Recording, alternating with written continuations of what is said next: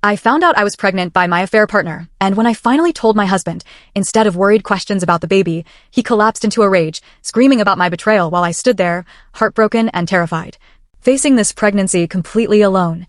How can I make him not divorce me when he's the one who neglected me, focusing on his job and hobbies? I've been having what I recently realized was an emotional affair for 6 months. It turned physical just once, unplanned, and that one irresponsible moment was enough for all this to happen. I admit I was a coward the day after. I thought about confessing to my husband, but I just couldn't find the courage. I don't love him with the same intensity one used to, but I still cared deeply for him and our daughter. I desperately hoped the love could rekindle, like it had before. So, I asked the guy I had the affair with for space, to reset our boundaries, and planned to just pretend it never happened. But 2 weeks ago, I found out I'm pregnant. I took 3 tests and just sobbed the whole afternoon, completely in disbelief. I've been emotionally shut down since. 2 days ago, I told a close friend what happened and asked her to go with me to an abortion clinic. But when we got there, I simply couldn't do it. I had a total mental breakdown right there and couldn't even get out of her car. What is wrong with me? I've always been pro-choice. I don't want to lose our family, and I know if I have this child, I'll only hurt my husband even more and reduce any chance of forgiveness. But I just can't go through with an abortion. I now want to come clean. I want to take responsibility for my actions and tell my husband everything, if possible. If he'll let me, I want to help him process it all, even while facing the even greater likelihood of divorce if I don't have an abortion. So please, if anyone can offer some perspective on what might happen and what he might be thinking, I really want to mend this. I just have no idea what to do after I confess. Update. It was both the hardest thing I've ever done and the most I've ever hurt someone. I'd left our daughter at my parents' earlier, so with the house empty, he was free to yell. It was the closest I've ever seen him come to tears, red-faced and pacing the living room with an angry stride, calling me degrading names or just calling me stupid for getting pregnant. And I sat there, deserving it, answering questions about that night. I told him I'm willing to quit my job if he wants, willing to move, and get us into counseling. He hasn't responded to any of that yet, so I assume he's taking time to think, too. Afterward, he just sat on the couch and asked me to leave him alone. He was planning to spend the night there until I told him I was staying at my friend's to give him space, the same friend who went with me to the abortion clinic and helped me when I broke down and couldn't go through with it. After all that, the thing that broke my heart the most was him thanking me for leaving the house and muttering a strained, "I love you," before I left. Today, I expected him to just ignore me and grieve what I'd done. I thought he'd take some time to process things and figure out what he wants. But instead, my phone was flooded with texts asking questions. I answered every single one of them, bluntly and honestly, as some suggested. But some were incredibly hard to answer, like, would you ever have told me if you hadn't gotten knocked up? The single hardest no I have ever typed. I admit, it took me a while to send that answer, but I sent it anyway. Others left me confused about why he'd want to know the answer, and honestly, I don't want to ask him why he needs to know this, so hopefully, someone here can shed some light. Why does he need to know if I came? If we did oral? If he was bigger? What positions? If he was good? I'm certain all these answers will only hurt him more. I thought the biggest and most serious issue that would worry him the most would be the baby, but instead, I feel like he's avoiding the pregnancy topic now. As for me, I'll be staying at my friend's this week. My husband and I are both emotional wrecks right now, and I asked my parents if they could watch our daughter for the week, and they agreed. But is there anything besides giving him space and answering his questions that I should be doing right now? My heart aches knowing he's alone and suffering in our house. So, if there's the tiniest thing I can do to help, I will. To wrap up this post, I'll just say that tomorrow, Monday, I'll ask the guy I had the affair with to meet me after work and tell him about the pregnancy. The hardest part is over, but I'm still not looking forward to this one. Edit. I'm asking my husband about his opinion on meeting the affair partner tomorrow. Thank you for your suggestions and insight. It might be harsh, but I'll gladly accept it if it helps me avoid mistakes like meeting the affair partner without telling my husband, even just for a few minutes after work. Update. First of all, I want to thank the users who strongly advised me not to talk with the affair partner after work without my husband's knowledge. I asked him about it, and he demanded he'd be there when I told the affair partner about the baby. I agreed, therefore postponing telling him about the pregnancy until next weekend, on the condition that my friend and her husband come with us, to prevent any fights. He agreed without hesitation. A thank you to those offering legal advice. I'll address that more later. There are some really harsh comments on my posts, but they're worth it if it means I can glean some advice that might save my marriage. Today, my husband asked to meet me in person, and I agreed. We talked about our lives and the events that led up to that night, as well as the real problems we'd been having. Then he asked me to tell him my side of the story face-to-face, now that he had a clearer head. I won't go into detail because it would take several more posts, but in short, I begged, cried, and asked for forgiveness countless times as I answered every question he had and told him everything. Since I'm extremely worried about him, I tried to ask how he's feeling, what he's been thinking, and what he's been doing, but he remained completely guarded and didn't want to tell me much. I respected his need for space and didn't push much longer. I know him, and if he doesn't want to talk, no one will get it out of him. In the end, he said if it wasn't for the pregnancy, he would be willing to forgive me under a specific condition. He says that in a few months, his office will be expanding, and he's willing to pull some strings so I could come work with him. I'd have to start with an apprenticeship to learn a certain program, and for the first year, the pay would be significantly less. But since some experience from my current job carries over, I should get a substantial salary increase after the first year. I immediately said yes, but then came the difficult part. He asked if I had any second thoughts about an abortion, and I told him the truth. I'm willing to give up everything except an abortion. No matter how many times I apologized and said I love him, it didn't change things. I could see how hurt he was when I made it clear that was one stance I wasn't backing down from. He simply said that he loves me, that he wants to make the marriage work, but that I'm asking too much. He'll need more time to decide, because no matter how much he wants to work things out, he's not sure he can love another man's child as his own. After this, I told my husband about what someone pointed out on Reddit, that I'm willing to divorce him while we work on reconciliation if it means I'm freeing him from the legal burden of having to support a child that isn't his. If he chooses to help me raise this child, I want it to be entirely his free will, rather than the law forcing it on him. He simply said he's going to consider it, but then raised a question. If he were to divorce me, wouldn't that basically force the affair partner into our lives as a co-parent with legal rights like mine? Since neither of us are legal experts, we're putting this topic aside, and will seek legal counseling before deciding. Oh, and I almost forgot, on Monday, we scheduled our first counseling session for next Friday. I'll probably make another post about how that went. Additionally, seeing as we're both emotional wrecks, we also agreed that our daughter will stay with my parents and his parents for a while, and that I'm the one who will inform them of what happened, and why we need them to take care of her right now. Finally, I just want to answer some frequently asked questions from the last threads and clarify some things. I am not leaving my husband for the affair partner. My husband is and always will be my first choice. I worded it poorly in my first post when I said I don't love him like I used to. The key words were like I used to, never I don't love him. Our marriage had become very passionless in the last couple of months, both physically and emotionally, because both of us had prioritized other things over our marriage. I know I said in the last thread that I wouldn't quit my job if my husband wanted a divorce, but for obvious reasons, that has changed. Divorce is a real possibility depending on what we learn from legal counseling, as is the possibility of us both divorcing and then reconciling. Also, I fully trust my husband not to leave me stranded with the apprenticeship. We have a daughter in elementary school, and in his words, he doesn't want the mother of his daughter struggling financially. Since the apprenticeship is still months away, we have time to see how things are going. I'm seriously glad I stood my ground against some online advice and didn't rashly quit my job just because I was told to. Not only do I now think my husband would be angry about that, but it would seriously complicate everything. And the last thing I want to address, I beg of you, please stop with the abortion comments and private messages. I know how much it can hurt my husband. For heaven's sake, it hurts me to think that a baby that represents a violation of my own values is growing inside me. I can't even begin to imagine how my husband feels. I have always been pro-choice. If my husband got someone else pregnant, I'd want her to have an abortion. I can completely relate to everyone telling me to get one because I'd be urging someone else in my situation to do the same.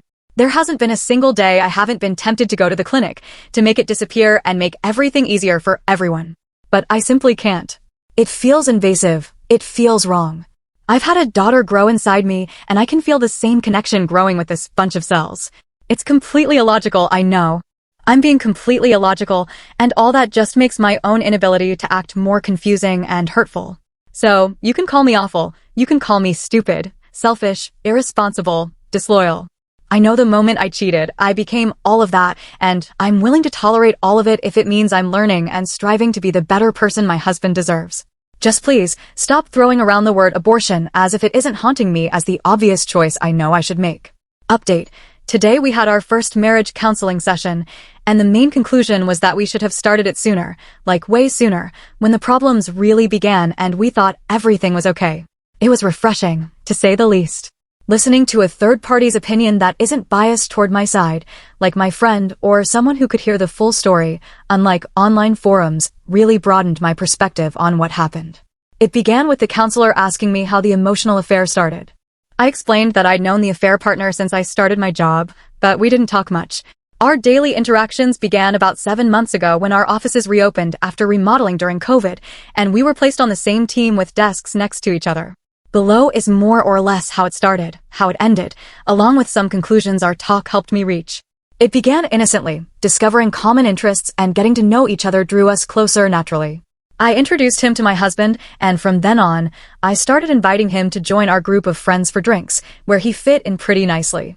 I never had to hide anything from my husband, and he never suspected anything simply because I didn't have anything to hide, and I was quite open about everything.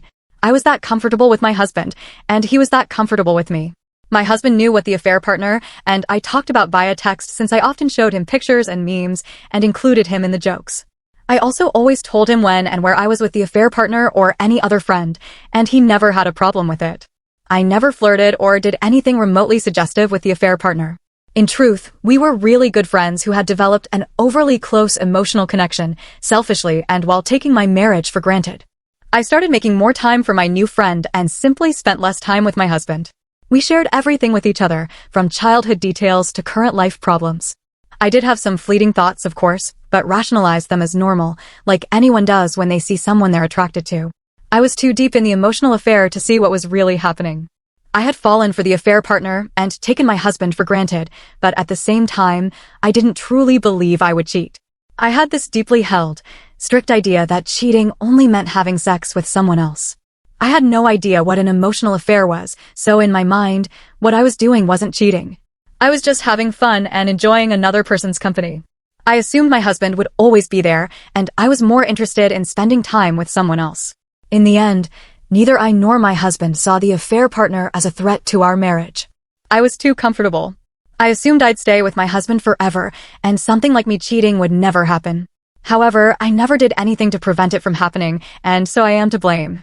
At the same time, my husband was doing the same thing, except he wasn't filling his time with another person, but rather a hobby side project he'd been working on for over a year. Both our libidos dropped, and we were just okay not spending time with each other. The scary thing is that we didn't hate each other. We were just okay not going on dates anymore and accepted how each of us chose to use our free time. In both our minds, what I was doing wasn't cheating, and I was more than happy to let my husband do his projects. Afterward, the counselor compared my affair to the story of the frog and the boiling pot. If you put a frog in a pot of boiling water, it will jump out in fear. But if you put it in a pot at room temperature and then raise the temperature little by little, the frog will stay there, not noticing anything until the water is too hot and the frog is boiling alive. In this metaphor, he says our marriage isn't dead, though he thinks it's in critical condition with third-degree burns, and these wounds and scars will take a lot of time and effort to heal. Now, this isn't an excuse. I am still guilty and responsible for having sex with the affair partner, in the same way I'd be responsible for killing that frog. If we apply the boiling pot metaphor to that night, though on a much smaller scale, we can see a string of small decisions that led me there. Nothing wrong happened when our group separated and I decided not to go see the game with my husband.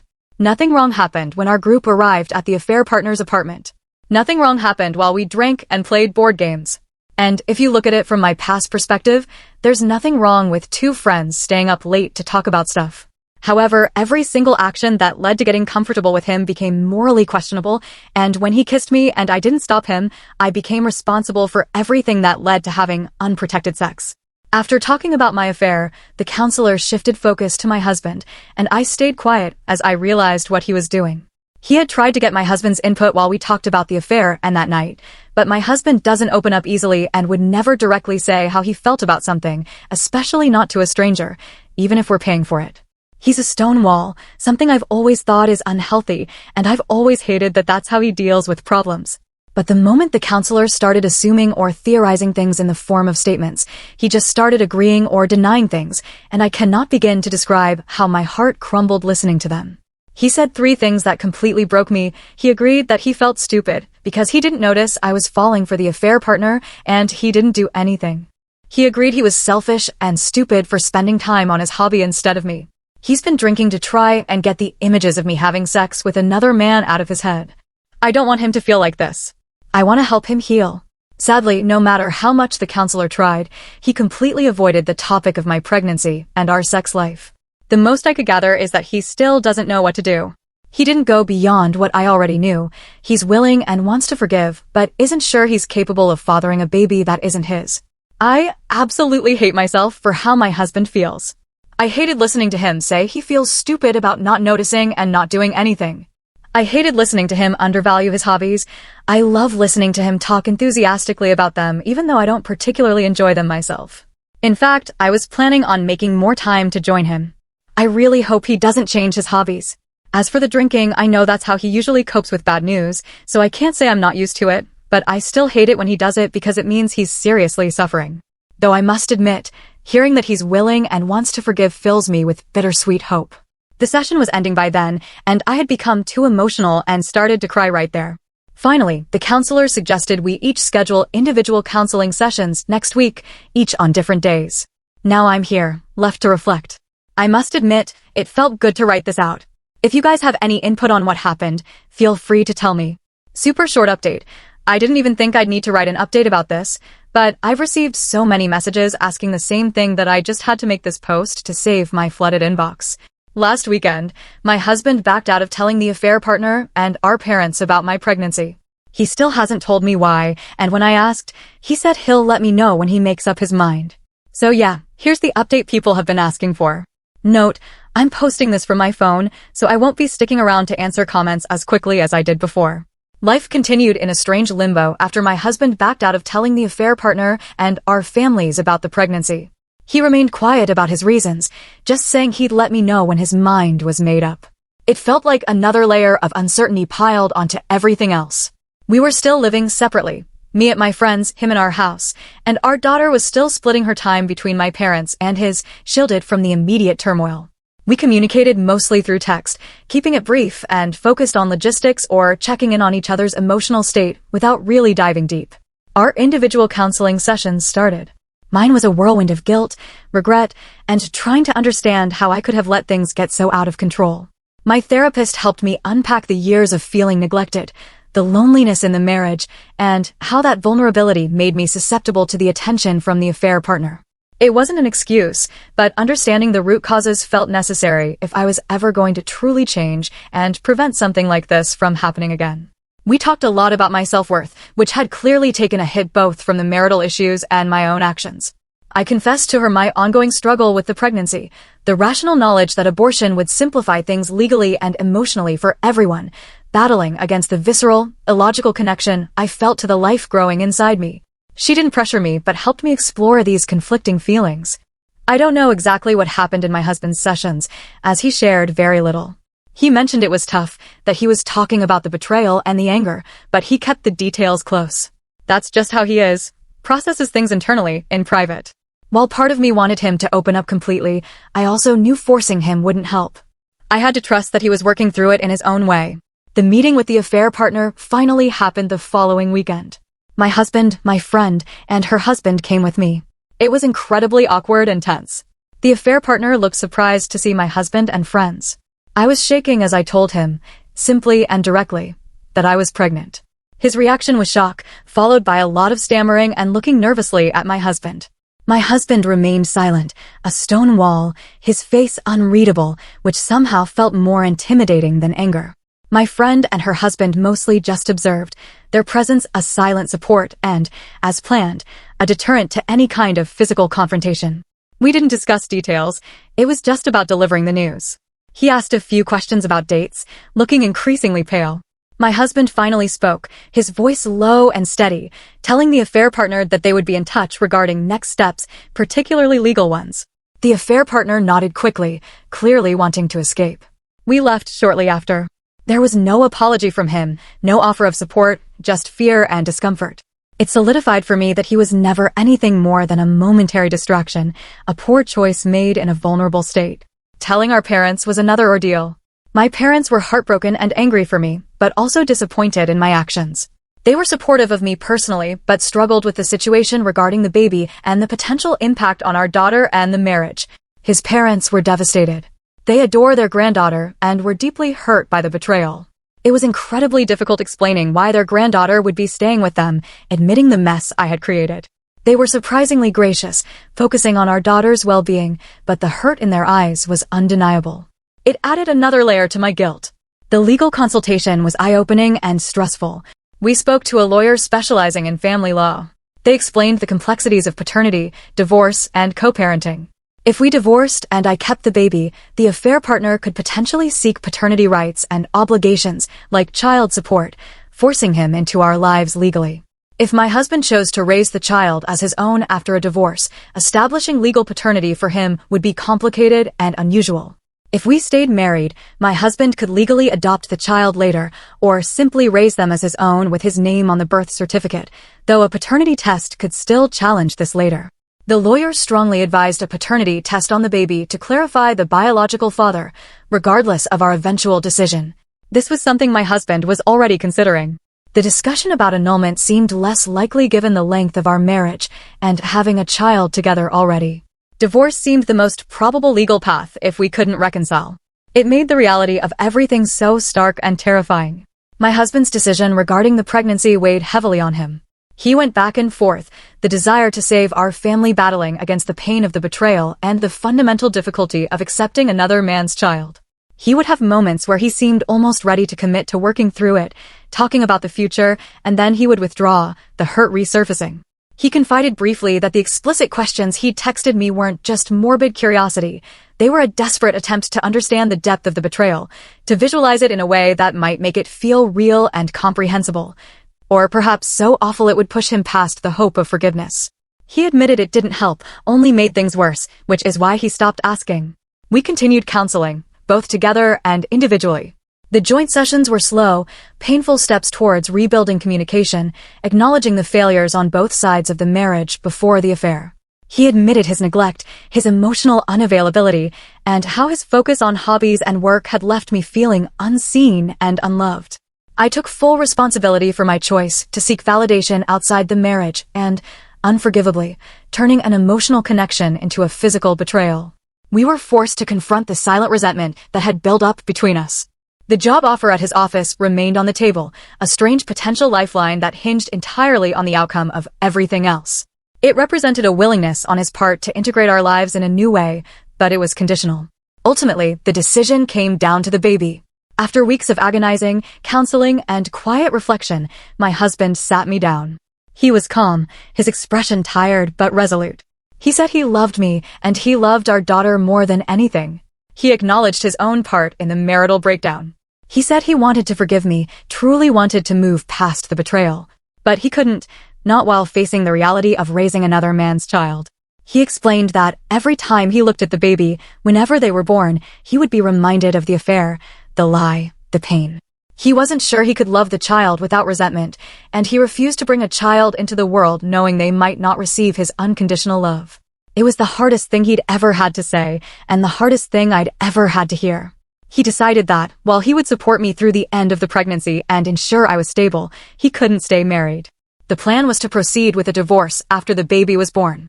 He still intended to go through with the apprenticeship at his office if I wanted it, seeing it as a way to ensure I could support myself and our daughter and potentially the new baby. He maintained he didn't want the mother of his daughter struggling. He also said he would support my decision regarding the baby, whatever I chose to do, but his inability to raise the child himself meant the marriage couldn't continue.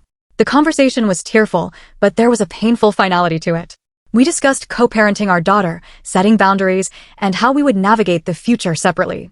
It wasn't the outcome I had desperately hoped for when I confessed, but it was a clear path forward, albeit one filled with heartbreak. The divorce process would begin after the birth. The affair partner would need to be involved legally regarding paternity and child support. My life was irrevocably changed by my choices, and there was no going back. The dream of reconciling and pretending it never happened was officially over. All that was left was to face the consequences and try to build a new life, forever marked by the decisions I made in a moment of weakness and irresponsibility.